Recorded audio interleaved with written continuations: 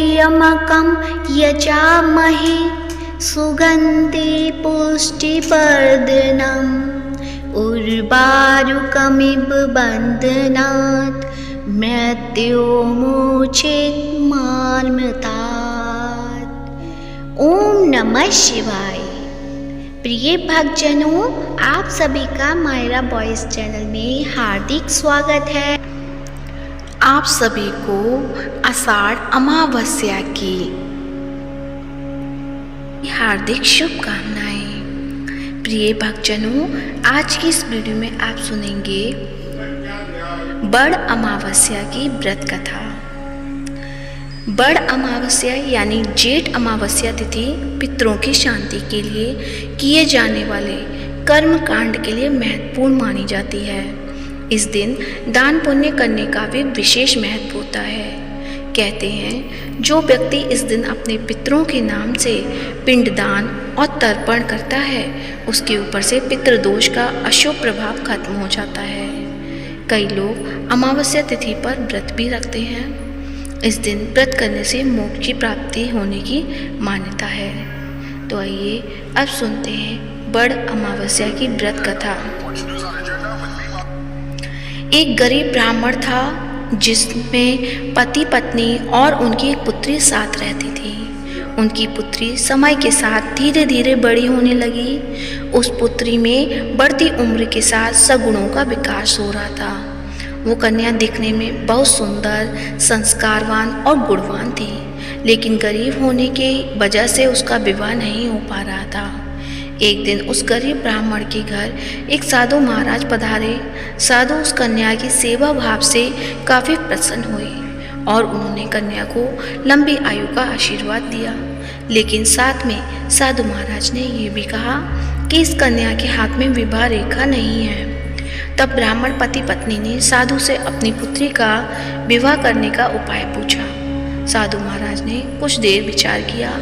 इसके बाद अपनी अंतर्दृष्टि में ध्यान करके बताया कि यहाँ से कुछ ही दूरी पर एक गांव में सोना नाम की एक धोबिन महिला रहती है, जो बहुत ही संस्कार संपन्न और पति परायण है। यदि ये कन्या उस धोबिन की सच्चे दिल से सेवा करे और धोबिन महिला इसकी शादी में अपनी मांग का सिंदूर लगा दे, तो इस कन्या का विवाह हो जाएगा। तो इस कन्या का वैधव्य योग मिट जाएगा। साधु महाराज की बात सुनकर ब्राह्मणी ने अपनी बेटी को धोबिन की सेवा करने के लिए भेज दिया। अगले दिन से ही कन्या सुबह उठकर उस धोबिन के घर जाकर उसके घर का सारा काम करके वापस लौट आई। लेकिन उस कन्या ने ये बात धोबिन को पता नहीं चलने दी। वो सुबह सुबह सभी के सोने के समय ही काम करके वापस लौट आती। एक दिन सोना धोबिन अपनी बहू से पूछती है कि तुम तो सुबह ही उठकर सारे काम कर लेती हो और मुझे पता ही नहीं चलता। बहू ने कहा, माँ जी, मैंने सोचा कि आप ही सुबह उठकर सारे काम कर लेती हैं, मैं तो देर से उठती हूँ। यह सब जानकर दोनों सास बहू चिंता में पड़ गई और घर की निगरानी करने लगी कि कौन है जो सुबह ही घर का सारा काम करके चला जाता है। कई दिनों के बाद धोबिन ने उस कन्या को पकड़ लिया। उसने देखा कि मुंह ढके अंधेरे में घर में आती है और सारे काम करने के बाद चली जाती है। जब वह जाने लगी तो सोना धोबिन उससे पूछने लगी कि आप कौन हैं और इस तरह छुपकर मेरे घर की चाकरी क्यों कर रही हैं। तब कन्या ने साधु द्वारा कही गई सारी बात धोबिन को बता डाली। धोबिन पति परायण थी अतः उसमें तेज था। वह उस कन्या की सहायता के लिए तैयार हो गई। सोना धोबिन का पति थोड़ा अस्वस्थ थे। उसने अपनी बहू से अपने लौट आने तक घर पर ही रहने को कहा। सोना धोबिन ने जैसे ही अपने मांग का सिंदूर उस कन्या को लगाया, वैसे ही उसका पति मर गया। सोना धोबिन उस दिन घर से बिना कुछ खाए पिए ही चली थी, यह सोचकर कि रास्ते में कहीं पीपल का पेड़ मिलेगा तो उसकी परिक्रमा करके ही जल ग्रहण करेगी। जिस दिन ये घटना हुई उस दिन सोमवती अमावस्या थी। ब्राह्मण के घर मिले पुए पकवान की जगह उस धोबिन ने ईंट के टुकड़ों से 108 बार भंवरी देकर 108 बार पीपल के पेड़ की परिक्रमा की और उसके बाद जल ग्रहण किया। ऐसा करते ही उसका पति जीवित हो गया।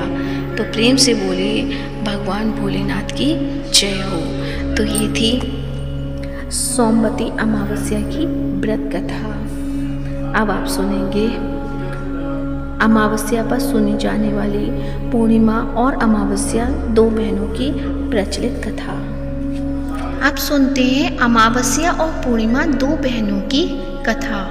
एक राज्य में एक राजा और एक रानी रहते थे, जिसकी 4 संतानें थीं, 2 लड़के और 2 लड़की। एक लड़की का नाम पूर्णिमा तथा दूसरी लड़की का नाम अमावस्या था। पूर्णिमा घर के कामों में निपुण थी और घर का पूरा काम करती थी और भगवान की पूजा अर्चना भी किया करती थी।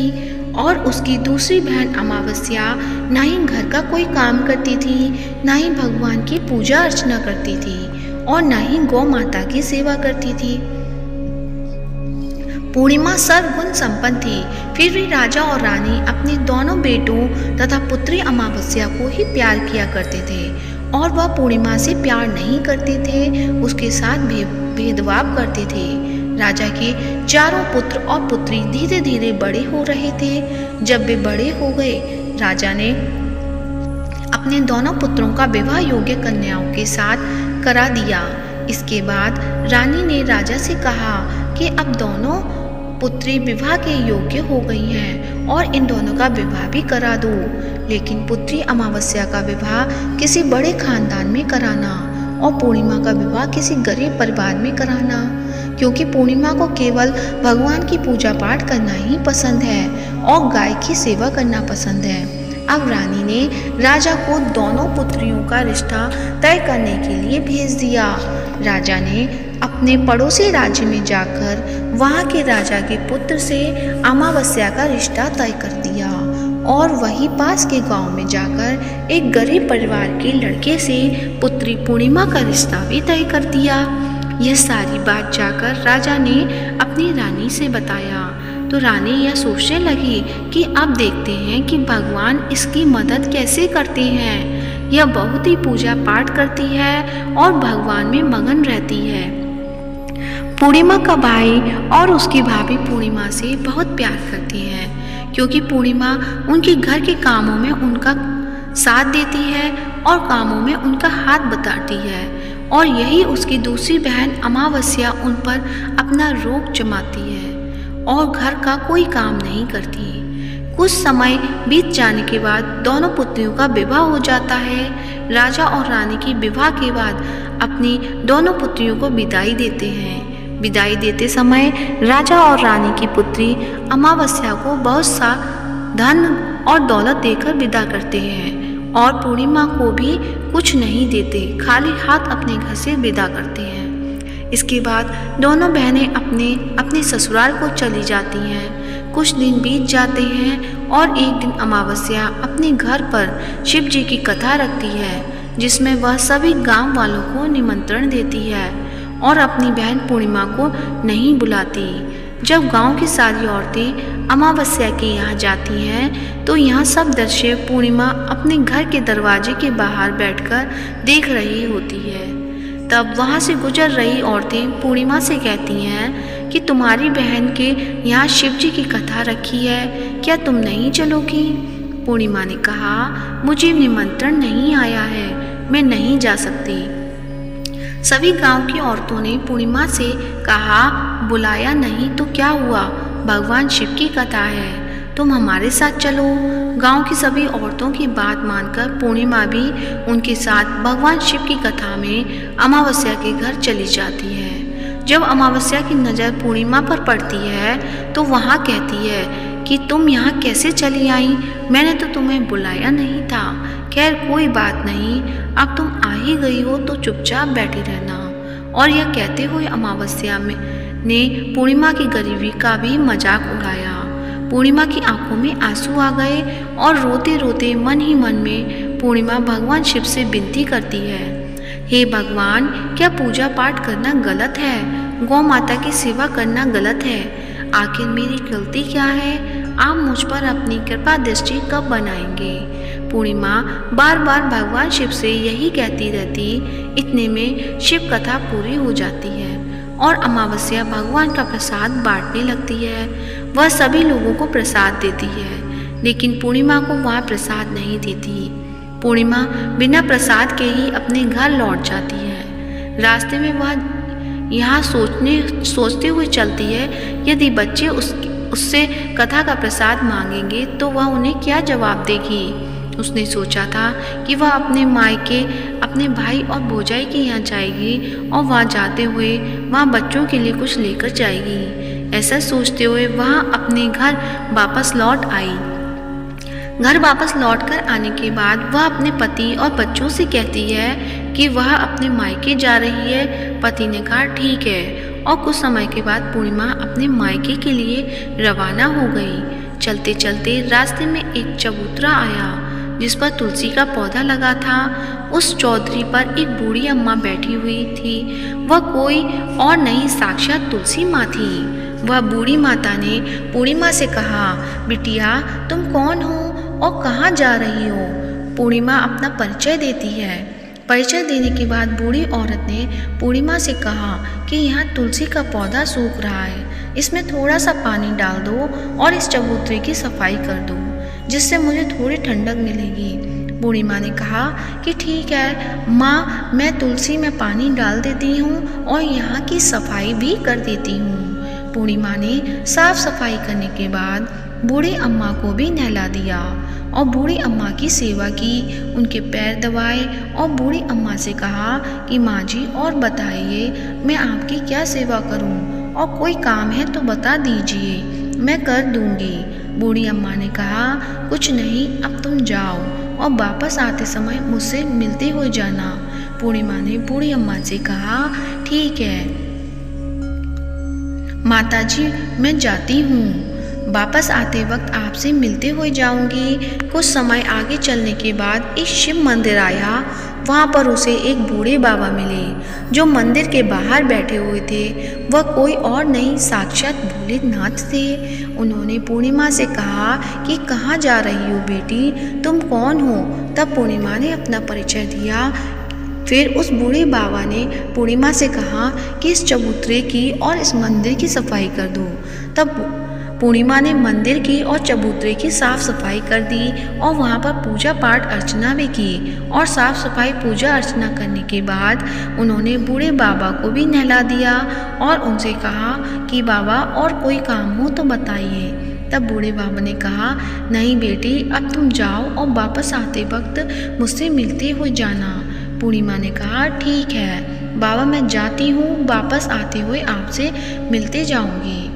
आगे चलते चलते कुछ दूर चलने के बाद पूर्णिमा को एक काली जी का मंदिर दिखा।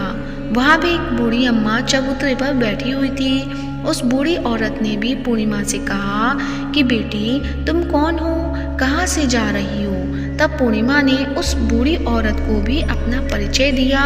बूढ़ी औरत ने पूर्णिमा से कहा कि यहाँ पर सभी पूजा पाठ करने आते हैं, लेकिन मंदिर की साफ सफाई करने के लिए कोई नहीं आता, इसलिए तुम मंदिर की और चबूतरे की साफ सफाई कर दो। पूर्णिमा ने कहा ठीक है माताजी, और पूर्णिमा मंदिर की चबूतरे की सफाई कर देती है और पूजा पाठ भी करती है। माताजी का श्रृंगार करती है और उस बूढ़ी अम्मा को भी नहला देती है और बूढ़ी अम्मा के पैर दबाती है और कहती है कि सभी काम हो गया है माँ जी, और कोई काम हो तो बताइए। बूढ़ी अम्मा कहती है कि नहीं बेटी, अब तुम जाओ, लेकिन वापस आते वक्त मुझसे मिलते हुए जाना। पूर्णिमा कहती है ठीक है और आगे चली जाती है। आगे चलते चलते एक नदी आती है। वहाँ पर भी एक बूढ़ी अम्मा बैठी रहती है और वहाँ कहती है कि बेटी तुम कौन हो और कहाँ से आई हो। उसे भी पूर्णिमा अपना परिचय देती है और बूढ़ी औरत से कहती है कि नदी पर स्नान करने तो यहाँ पर सब आते हैं, लेकिन यहाँ की साफ सफाई कोई नहीं करता, इसलिए तुम इस किनारे पर साफ सफाई कर दो। पूर्णिमा कहती है ठीक है माँ जी, और वह साफ सफाई कर देती है और उस बूढ़ी अम्मा के पैर दबाती है और कहती है माँ जी और कोई काम हो तो बताइए। बूढ़ी औरत कहती है कि कुछ नहीं बेटी, तुम जाओ, लेकिन वापस आते वक्त मुझसे मिलते हुए जाना। और वहाँ नाव में बैठकर नदी के दूसरे किनारे पहुँच जाती है और वहाँ अपने मायके के घर पहुँच जाती है। वहाँ पर पूर्णिमा के भाई और भाभी उसे देखकर बहुत खुश हो जाते हैं और वे पूर्णिमा की बहुत खातिरदारी करते हैं और उससे बहुत सारी बातें करते हैं और कहते हैं कि बच्चों को भी साथ में लेकर आती तो अच्छा होता। अब कुछ समय के बाद पूर्णिमा ने वापस अपने ससुराल जाने को कहा तो उसकी भाभी ने उसके लिए एक साड़ी दी और खेलों में बच्चों के लिए कपड़े और खाने पीने की कुछ चीज़ें रख दी और कहा कि तुम बहुत दिनों के बाद आती हो। और पूर्णिमा की भाभी ने एक थैला पूर्णिमा के हाथ में दे दिया और कहा जाओ और जल्दी वापस आना। इसके बाद पूर्णिमा वहाँ से अपने ससुराल के लिए रवाना हो जाती है और उसी नदी के किनारे पहुंची और नाव में बैठकर दूसरे किनारे पर उतर गई। वहाँ पर उतरने के बाद वहाँ पर उसे वही बूढ़ी अम्मा मिली जो साक्षात गंगा मैया थी। उस बूढ़ी अम्मा ने पूर्णिमा को एक थैला दिया और कहा कि इसे तुम अपने घर जाकर ही खोलना। अब पूर्णिमा के पास बहुत पहले हो गए थे। उन्हें लेकर पूर्णिमा वहाँ से रवाना हुई। आगे कुछ दूर चलने के बाद काली माँ का मंदिर आया। वहाँ पर काली माँ बूढ़ी माँ के रूप में विराजमान थी। उसने कहा आ गई बेटी। पूर्णिमा ने कहा हाँ माँ जी मैं आ गई। तो काली माँ ने उसे एक थैला दिया और कहा कि तुम यह थैला अपने घर जाकर खोलना। अब पूर्णिमा के पास 3 थैले हो गए थे। तीनों थैले लेकर पूर्णिमा आगे बढ़ी। कुछ दूर जाने पर शिवजी का मंदिर आया जहाँ बूढ़े बाबा के रूप में शिवजी स्वयं विराजमान थे। बूढ़े बाबा ने कहा पूर्णिमा तुम वापस आ गई। पूर्णिमा ने कहा हाँ बाबा मैं वापस आ गई। बूढ़े बाबा ने भी पूर्णिमा को एक थैला दिया और कहा कि यह थैला तुम घर जाकर ही खोलना। पूर्णिमा ने कहा ठीक है। अब पूर्णिमा के पास 4 थैले हो गए थे। अब पूर्णिमा 4 थैले पहले को अब कैसे ले जाती। उसने एक पुरानी साड़ी निकाली और उन सभी खेलों का एक गड्ढा बना लिया और सर पर रखकर वहाँ से रवाना हो गई। कुछ दूर जाने के बाद उसे तुलसी माँ बूढ़ी औरत के रूप में मिलती हैं और कहती हैं पूर्णिमा तुम आ गई। हाँ माँ जी मैं आ गई। बूढ़ी औरत भी उसे थैला देती है और कहती है कि यह थैला तू अपने घर जाकर ही खोलना। पूर्णिमा कहती है ठीक है माँ जी। अब पूर्णिमा के पास 5 थैले हो गए थे। पूर्णिमा वहाँ से रवाना हुई तो वापस अपने घर पहुँच गई। पूर्णिमा ने बच्चों को नीचे रखा और सबसे पहले अपने मायके के थैले खोलकर देखने लगी। उसने बच्चों के लिए अच्छे अच्छे कपड़े और खाने पीने की चीज़ें थी और उसने कुछ गहने भी थे। पूर्णिमा ने कपड़े अपने बच्चों को दे दिए और खाने पीने की चीज़ें भी बच्चों को दे दी। बच्चे ये सब पाकर बहुत खुश थे। आप पूर्णिमा ने दूसरा थैला खोला जो उसे गंगा मैया ने दिया था। उसमें ढेर सारे हीरे जवाहरात सोना चांदी आदि थे। इसके बाद अब पूर्णिमा ने तीसरा थैला खोला तो उसे काली माँ ने दिया था। उसमें बहुत सारा सोना श्रृंगार का सामान भरा हुआ था। इसके बाद पूर्णिमा ने चौथा थैला खोला जो उसे भगवान शिव ने दिया था। उसमें बहुत सारा धन संपत्ति भरा हुआ था और बहुत सारी खुशियाँ भरी हुई थी। इसके बाद अब पूर्णिमा ने 5वां थैला खोला जो उसे तुलसी माँ ने दिया था। उसमें चावल दाल और 7 प्रकार के खाने की चीज़ों से भरा हुआ था। उसमें चावल दाल और 7 प्रकार की खाने की चीज़ें थीं। उसका घर धन धान्य से भरा हुआ था और परिपूर्ण था। अब पूर्णिमा और उसका परिवार सुख से जीवन व्यतीत करने लगा। अब पूर्णिमा के मन में विचार आया कि क्यों ना शिव जी की कथा कराई जाए और शिव जी की कथा में एक कार्यक्रम रखा। पूर्णिमा ने गांव के सभी लोगों को निमंत्रण दिया और घर घर जाकर सभी लोगों को बुलाया। पूर्णिमा अपनी बहन अमावस्या के घर भी गई और अमावस्या को भी शिव जी की कथा के लिए उसने अपने घर बुलाया। जब अमावस्या पूर्णिमा के घर शिव जी की कथा में आई तो उसने देखा कि पूर्णिमा के घर में किसी भी चीज़ की कोई कमी नहीं है।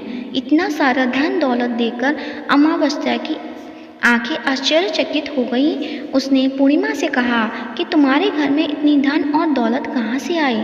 पूर्णिमा ने कहा देखो बहन तुमने शिव जी की कथा में मुझे नहीं बुलाया था फिर भी मैं चली आई और तुमने मुझे प्रसाद तक नहीं दिया और मेरी गरीबी का मजाक भी उड़ाया। उसके बाद मैं अपने घर आ गई और घर आते हुए मन ही मन मैंने सोच रही थी कि अपने मायके जाऊंगी और मैं अपने मायके चली गई और जो कुछ घटना इस बीच में हुई वह सभी घटना अपनी बहन अमावस्या को बताती है। तो अमावस्या कहती है कि तुम भी मुझे प्रसाद मत दो और मुझे डांट लो, लेकिन पूर्णिमा ने कहा कि यह तो भगवान का प्रसाद है, मैं तो सबको दूंगी और तुम्हें भी दूंगी। फिर भी अमावस्या ने प्रसाद नहीं लिया और वह सीधे अपने घर चली गई। घर जाकर अपने बच्चों से कहकर वहाँ अपने मायके जाने के लिए तैयार हो गई और मायके के लिए निकल गई। उसे भी रास्ते में चलते चलते तुलसी माँ मिली जो चबूतरे पर बूढ़ी माँ के रूप में बैठी हुई थी। बूढ़ी माँ ने अमावस्या से कहा कि बेटी तुम कौन हो और कहाँ जा रही हो। अमावस्या ने अपना परिचय दिया। बूढ़ी माँ ने कहा कि बेटी तुलसी का पौधा सूख रहा है, उसमें थोड़ा सा पानी डाल दो और इस चबूतरे की साफ सफाई कर दो। इस पर अमावस्या ने कहा बुढ़िया तुझे दिखाई नहीं दे रहा कि मैंने इतनी महंगी साड़ी पहन रखी है, यह गंदी हो जाएगी। ऐसा कहकर वहाँ से आगे चली गई। आगे जाने पर उसे भगवान शिव मिले जिसे भी उसने ऐसा ही कहा। उसके बाद आगे जाने पर उसे काली माँ मिली जिससे भी उसने यही सारी बातें कही। आगे जाने पर उसे गंगा माँ मिली जिसे भी उसने यह सब कहा और आगे चली गई। इसके बाद अमावस्या जब नाव में बैठने लगी तो उसे नाव में फूलों की जगह कांटे भरे थे जो उसके पैरों में चुभ रहे थे। किनारे पर उतरकर वहाँ अपने मायके चली गई। जब वहाँ उसे अपनी भाभियों ने तथा भाइयों ने देखा तो मन ही मन में कहने लगे कि काम की न काज की, 2.5 मन अनाज की अब आ गई है तो ठीक है। पूर्णिमा तो हमारे कामों में हाथ बटाती थी, यह कोई काम करेगी तो नहीं। अब उन्होंने खाना बनाया और खा पीकर सभी सो गए। अमावस्या जब सुबह उठी और उसने भाभियों से कहा कि मैं अपने ससुराल जा रही हूँ। उन्होंने कहा ठीक है जाओ। अमावस्या बोली पूर्णिमा को तो तुमने एक थैला दिया था और मुझे भी कुछ नहीं दोगे क्या? भाई और भाभी ने कहा कि तुम घर जाओ और थैले तुम्हारे घर पहुंच जाएगा। फिर अमावस्या वहाँ से निकल गई और नदी के किनारे पर पहुंची। वहाँ गंगा मैया बूढ़ी औरत का रूप धारण करके बैठी हुई थी। बूढ़ी माँ ने कहा आ गई बेटी? तो उसने कहा मैं आ गई। अमावस्या ने कहा तुमने पूर्णिमा को एक थैला दिया था और मुझे नहीं दोगी क्या? बूढ़ी माँ ने कहा तुम घर जाओ और थैला तुम्हारे घर पहुंच जाएगा। इसके बाद आगे जाने पर उसे काली मैया मिली जिसने भी अमावस्या को यही कहा। इसके बाद आगे जाने पर उसे शिव भगवान मिले जिन्होंने भी अमावस्या से यही कहा। इसके बाद आगे जाने पर उसे तुलसी माँ मिली, उसने भी अमावस्या से यही कहा तुम घर जाओ थैला तुम्हारे घर पहुंच जाएगा। अमावस्या अपने घर पहुंच गई। आंगन में देखा तो वहाँ पर 5 थैले पड़े हुए थे। अमावस्या ने मन ही मन सोचा कि अब तो मेरे पास बहुत सारे धन और दौलत हो जाएगी। जल्दी जल्दी उसने सभी थैलों को खोला। किसी में मिट्टी थी तो किसी में पत्थर, किसी में कंकड़ और किसी में कोयला। उसे मायके से भी कुछ नहीं मिला था। इन थैलों में कुछ भी नहीं था। अमावस्या दौड़ती हुई पूर्णिमा के घर गई और कहती है तुम्हें तो इतना सब कुछ मिला, मुझे तो कुछ नहीं मिला, आखिर क्यों? तो पूर्णिमा कहती है कि जब मैं अपने मायके जाती हूँ तो अपने भाभियों के साथ उनके कामों में हाथ बटाती हूँ, उनके साथ मिलकर काम करती हूँ, लेकिन तुम ऐसा कुछ नहीं करती, उनकी इज्जत भी नहीं करती, इसलिए वह तुम्हें भला क्या देंगे। इसके बाद तुमने गंगा मैया को ठुकरा दिया और काली माँ को भी ठुकरा दिया और भगवान शिव को भी तुमने ठुकरा दिया। इसके लिए उन्होंने तुम्हें कुछ नहीं दिया। अमावस्या कहती है कि बहन तुम मुझे माफ़ कर दो, मैंने तुम पर हमेशा अत्याचार किया है, मुझे कुछ नहीं मिला तो कोई बात नहीं, मैं भी भगवान की भक्ति करूँगी और सब कुछ प्राप्त कर लूँगी, मुझे इन सब चीज़ों का रहस्य बताओ। तो पूर्णिमा ने कहा कि तुम 3 सूत्र का ज्ञान ले लो और उसकी कथा करना। पहले सूत्र में दया मांगना और दूसरे सूत्र में कथा मांगना और तीसरे सूत्र में 108 बार ओम नमः शिवाय का जाप करना। बहन भगवान भगवान ने यही सूत्र दिए हैं, इनको अपने हृदय में बसा लेना। मैंने भी यह 3 सूत्र अपने जीवन में अपनाए थे और सच्चे मन से भगवान की भक्ति पूजा पाठ की थी। फिर भगवान ने मुझे यह सब कुछ दिया और तुम्हारे पास जो कुछ था वह भी सब खत्म हो गया। इसके बाद अमावस्या अपने घर गई और भगवान की पूजा पाठ करने लगी। भगवान शिव ने उसने माफ़ी मांगी और गौ माता की सेवा भी की और दूसरों की मदद भी की। तो ये थी अमावस्या और पूर्णिमा, 2 बहनों की कहानी। जैसा भगवान शंकर ने पूर्णिमा के साथ किया वैसे सभी के साथ करें। ऐसे ही हमें सच्चे भाव से अपनी भक्ति करनी चाहिए, जिससे हमें भी अपना पूजा का फल प्राप्त हो सके। प्रिय भक्तजनों, आज की कथा अच्छी लगी है तो वीडियो को लाइक कीजिए और कमेंट बॉक्स में ओम नमः शिवाय अवश्य लिखें और साथ ही चैनल को सब्सक्राइब करें। हर हर महादेव। ओम नमः शिवाय।